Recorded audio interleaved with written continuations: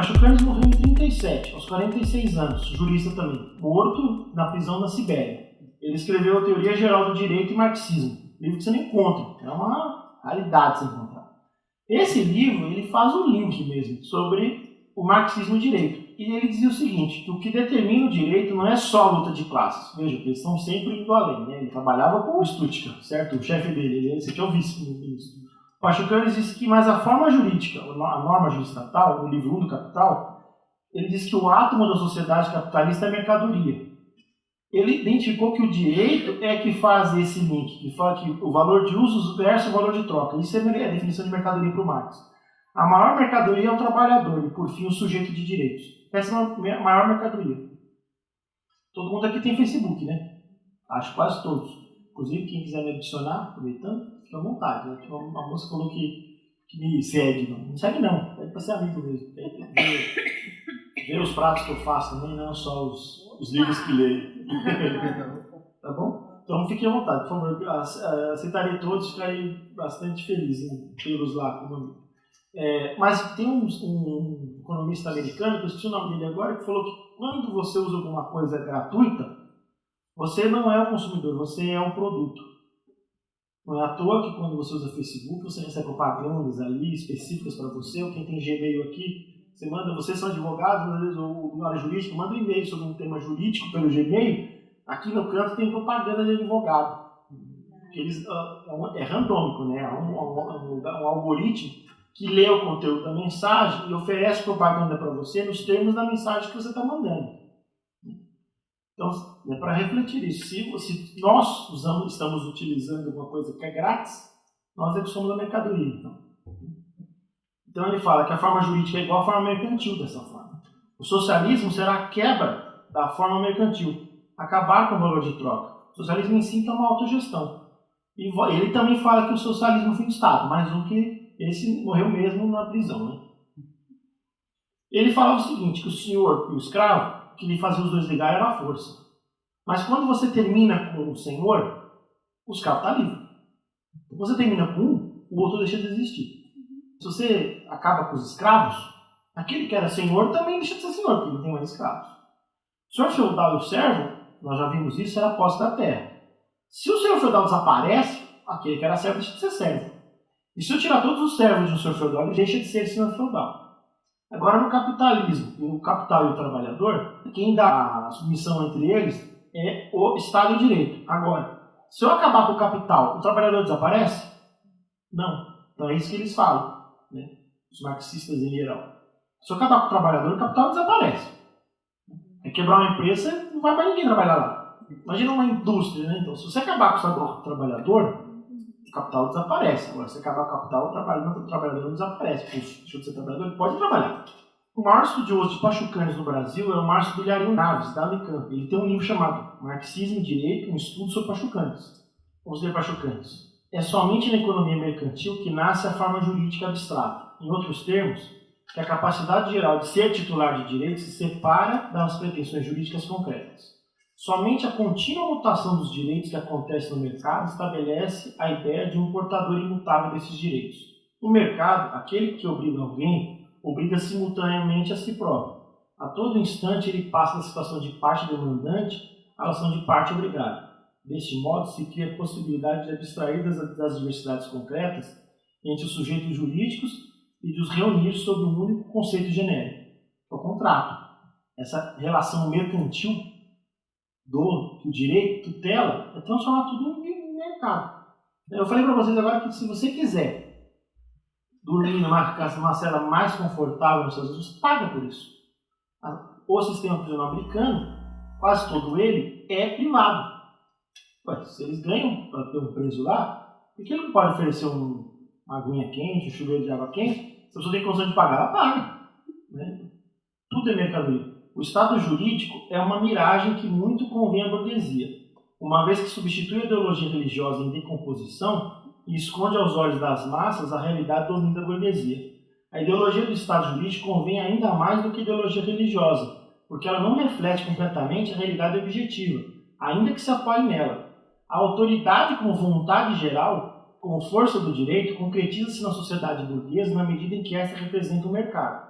De acordo com este ponto de vista, os regulamentos de polícia também podem ser concebidos como a encarnação da ideia kantiana da liberdade limitada pela liberdade de outra. Perfeito? Veja que essa ideia de a vontade geral, que por trás da lei, a lei foi votada, todos queriam esta lei. Quantos de vocês aqui votaram ou aceitaram uma lei? Lembra que nós falamos de Rousseau, que uma lei que não fosse referendada por cada um da sociedade não teria validade. Os proprietários de mercadorias livres e iguais que se encontram no mercado só o são na relação abstrata de apropriação e de alienação, mais ou menos o contrário. Na realidade, eles estão mutuamente unidos por todas as espécies de vínculos de dependência recíproca.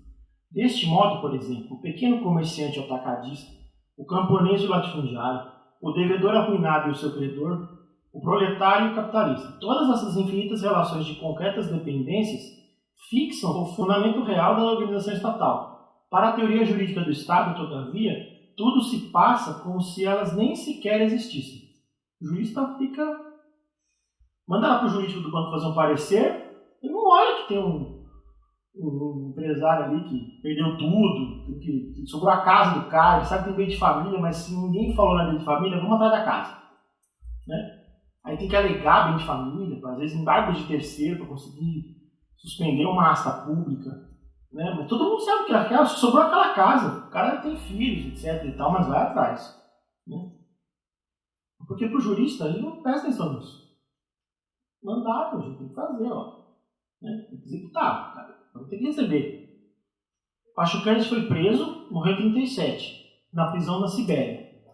Gramsci era italiano, também morreu em 1937, também com 46 anos, ele nasceu na Sardenha, era jornalista político.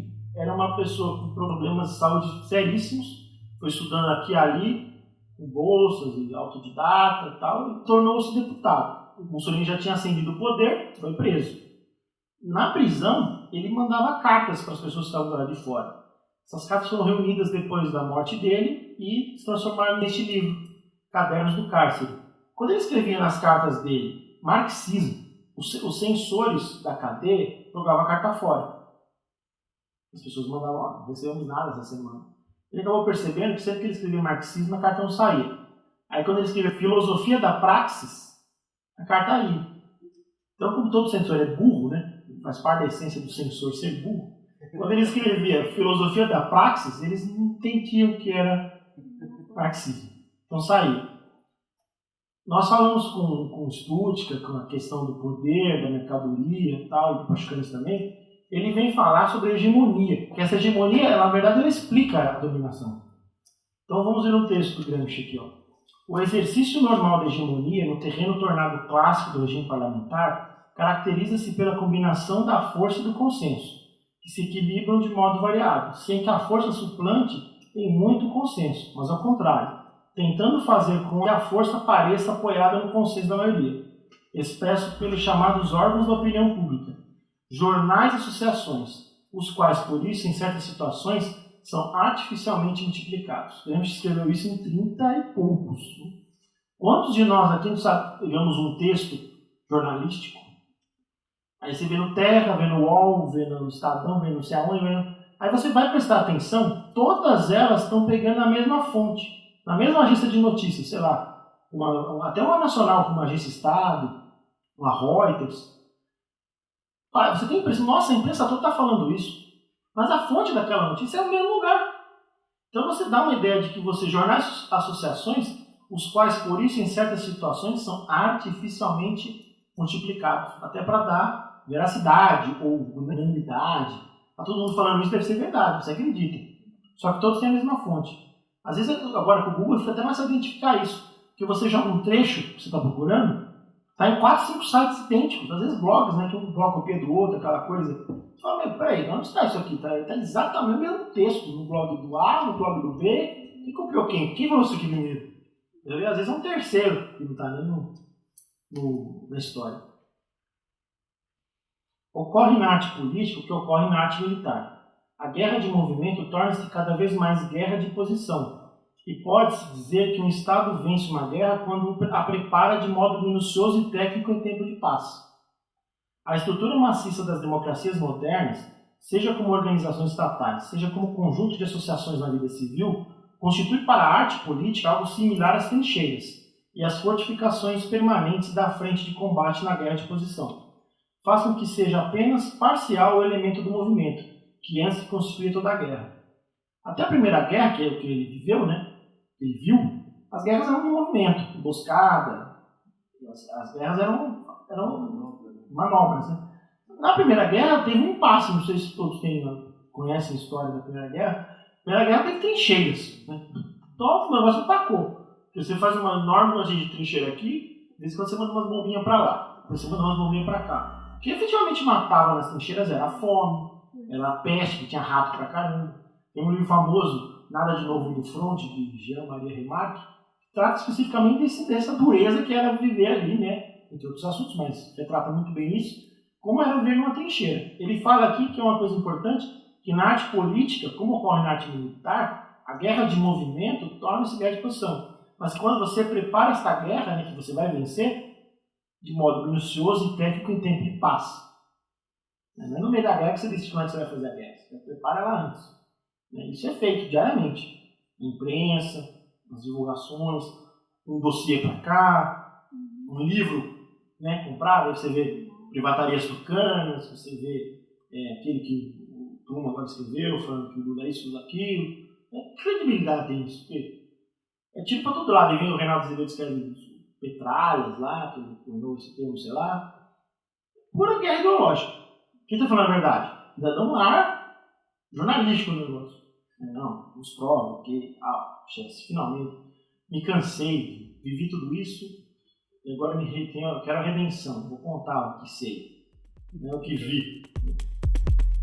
Gramsci morreu mais pelas doenças dele em si do que propriamente o caso. Ele estava da pior forma possível, doente como era, morreu cedo.